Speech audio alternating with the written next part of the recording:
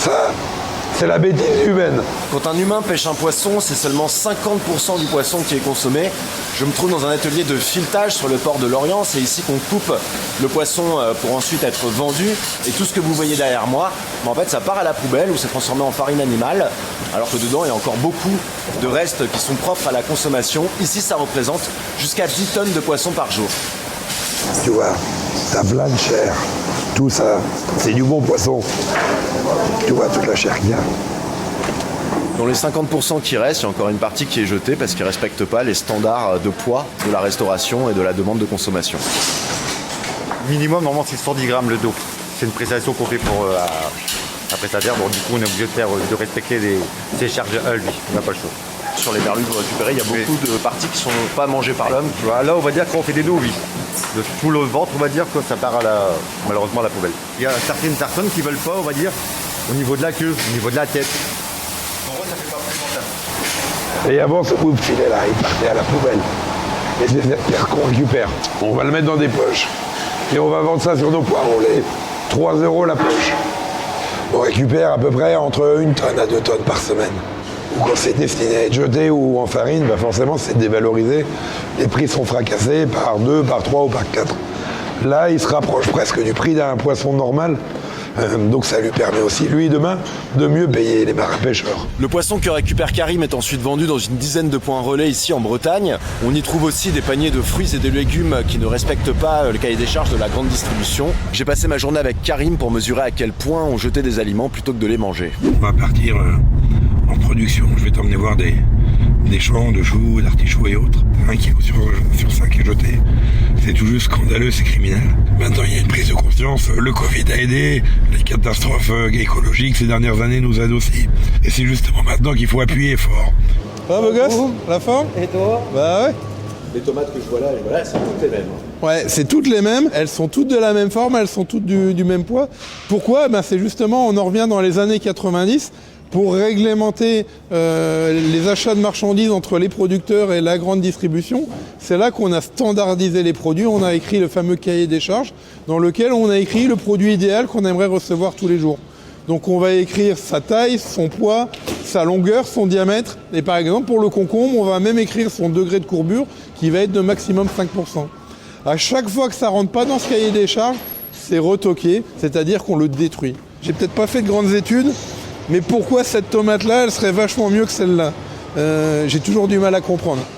Donc ça, c'est tous les produits anti-gaspi qu'on vend dans notre supérette. Contrairement aux tomates tout à l'heure, où tout est bien calibré, tout fait bien la bonne taille, tout fait bien la bonne couleur. Et bien là, regarde, tu as des tailles complètement différentes.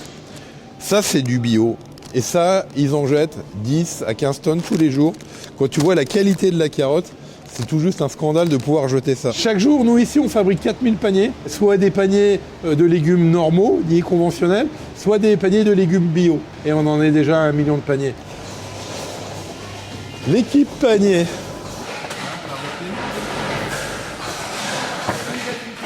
En bio, tu vois, c'est super diversifié.